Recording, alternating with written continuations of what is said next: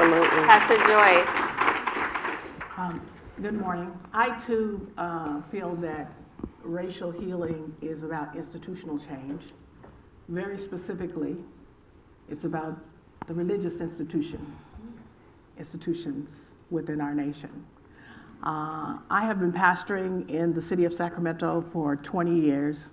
First 5 years of that tenure, I focused on what one might call nation building. I focused on children. I ran the first Rites of Passage program, instilling in those youth what it's going to take to be strong men and women, only to finally arrive at the fact that they've got to be released now into a society and into a social system that is still extremely broken. And then the next 5 years, I invested tremendous amount of my time and ministry on the Black church, my people, only to come to an understanding that if we fix that, first of all, we can't fix that without having the conversation with the white church. Because as it stands, those are two entirely different entities. Sing the same songs, read the same Bible. Songs might be upbeat or slow, but we're all doing it upbeat or slow, right? But we're all doing it separately. Right. So 10 years ago, I entered into a work, I was led into a work that at that time I called racial reconciliation.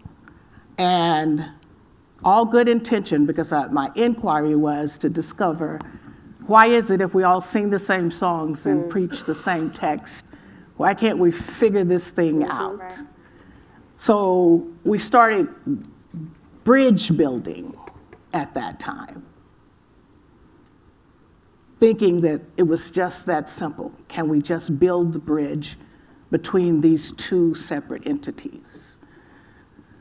Only to have about 5 years ago to arrive at a place where you cannot have, we discovered, those of us who were intent on this, we cannot have reconciliation until there is deep healing.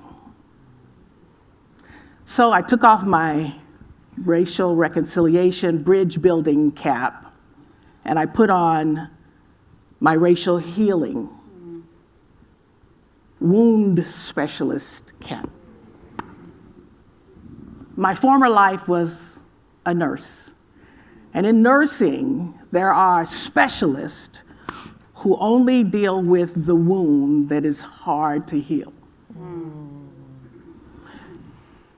And the challenge for those wound specialists is to get the two sides close enough together while there's still life in both sides that can allow the tissues to once again wrap themselves around the separated tissue. So 5 years ago, we verbally, intentionally, actively said, let's do this wound specialization. Only to discover that the tissues on either side of the wound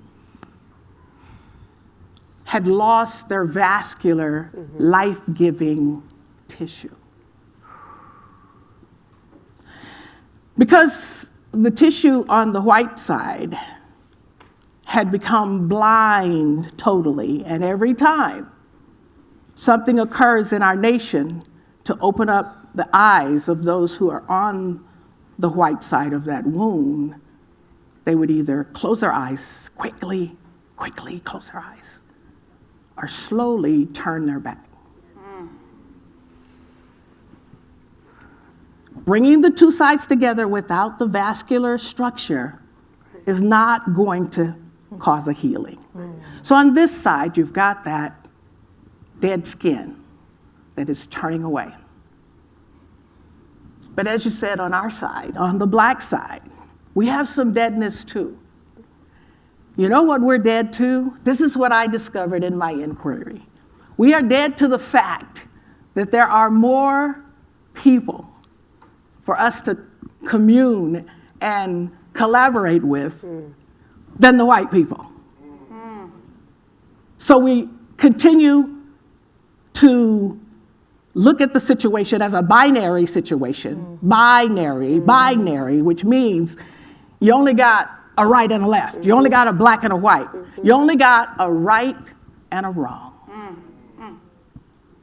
Blind, turned away and blind. So with that dilemma 5 years ago, we've undertaken this, and I believe this is the work that's before us now.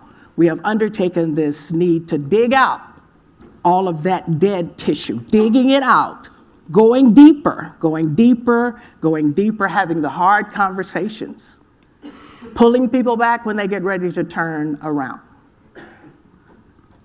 exposing and experiencing people that we've never experienced before. The Native American, the Asian American. If our African American brothers and sisters join with them, then we've got healthy tissue once again, that can now, because we've made it so that we cannot turn our back, we can now begin the work. And so that's the difference that I've discovered in this work between racial reconciliation and racial healing. And this is a moment. Beautiful, beautiful.